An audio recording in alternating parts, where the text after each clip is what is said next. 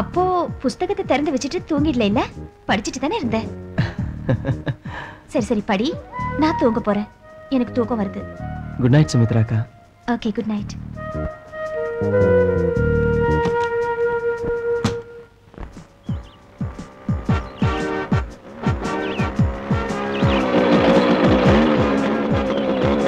Hi.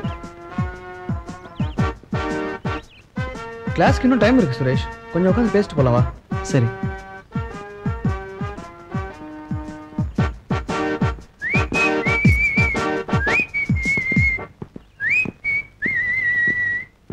உட்காரு.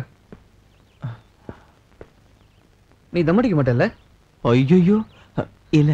போடா போடா, காலேஜ் ஸ்டூடெண்ட்ஸ்னா இதெல்லாம் வேணும்டா. இந்த காலத்துல பொண்ணுங்களே தம் அடிக்கிறாங்க.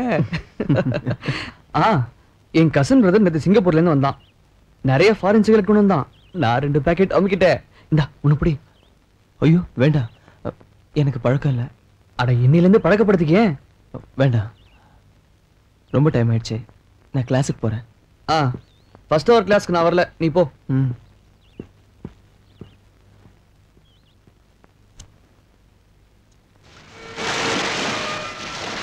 நான் வந்து இப்போ 1 வாரம் ஆயிடுச்சு. இது வரைக்கும் ஜெய்பால் என்ன வரவே இல்லை. கொஞ்ச நாளா பாக்குறேன். அண்ணிய நானும் உனக்கே இவ்வளவு வேதனையா இருக்கே. அப்போ எனக்கு எப்படி இருக்கும்? அக்கா உண்மையை சொன்னா இதெல்லாம் என்னோட தலையெழுத்து. என்ன உயிருக்கு உயிரா காதலிச்ச என் ஸ்ரீதர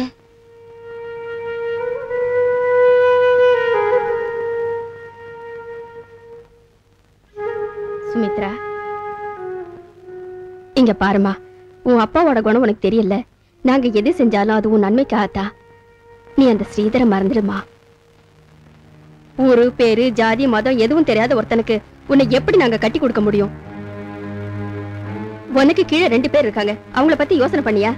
என்னால முடியாது. இதுக்கு பதிலா என்ன கொண்டு போட்டுடுங்க. நீ இப்படி எல்லாம் பேசாத. உங்க அப்பா ஏற்பாடு பண்ண கல்யாணம் நடந்தே தீரும்.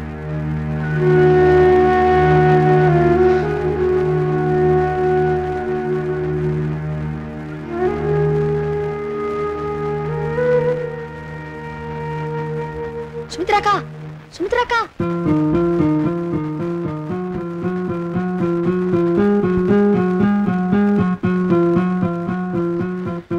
என்னடா சிதிரன போறாரு? எங்க? எங்கேயோ வெளியூர் போறாராம்.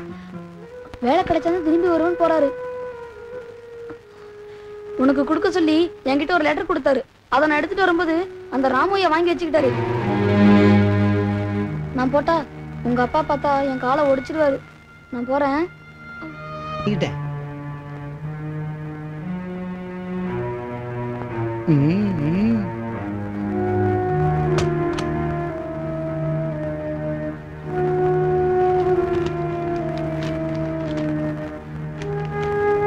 அன்புள்ள சுமித்ரா, நம்மளுடைய காதல் எந்த காலத்திலையும் உங்கள் வீட்டு குடும்பத்துக்காரங்க ஏற்றுக்குவாங்கன்னு என்னால் நம்ப முடியல. நான் கூப்பிட்டா அவங்களை எதிர்த்துக்கிட்டு நீ என் கூட வந்துடுவேன்னு எனக்கு தெரியும். ஆனால் எனக்கு அந்த தைரியம் இல்லை.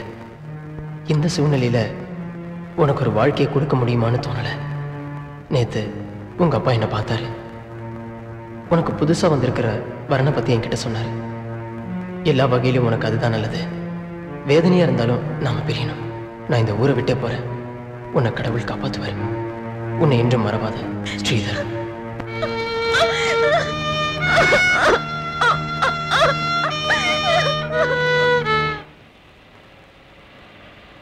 அது ஒரு சூழ்ச்சின்னு அப்புறம் தான் தெரிஞ்சது.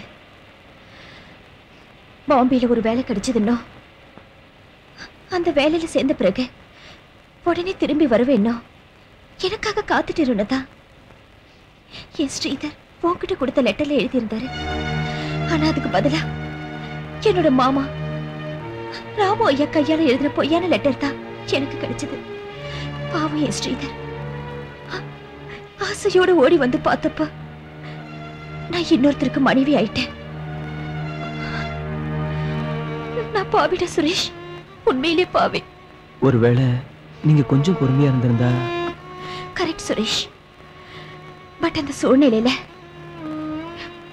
என் இடத்துல எந்த ஒரு பொண்ணா இருந்தாலும் அதைத்தான் செஞ்சிருப்பா. எனக்கு எல்லாமே நீதானே சொன்ன ஸ்ரீதர்.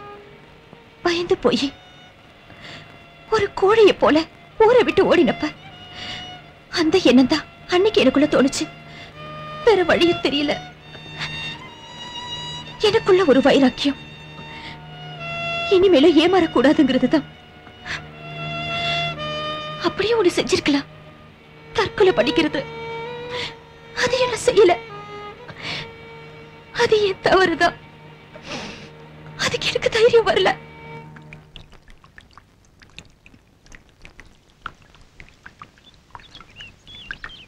அம்மா பிச்சை போடுங்கம்மா. விடிஞ்சா போதும், தட்டை தூக்கிட்டு வந்துருவீங்களே. இங்க ஒண்ணும் இல்ல, வெளியில போ. சாப்பிட்டு 2 நாள் ஆகுதுமா. இப்பதானே சொன்னேன் ஒண்ணு இல்லன்னு.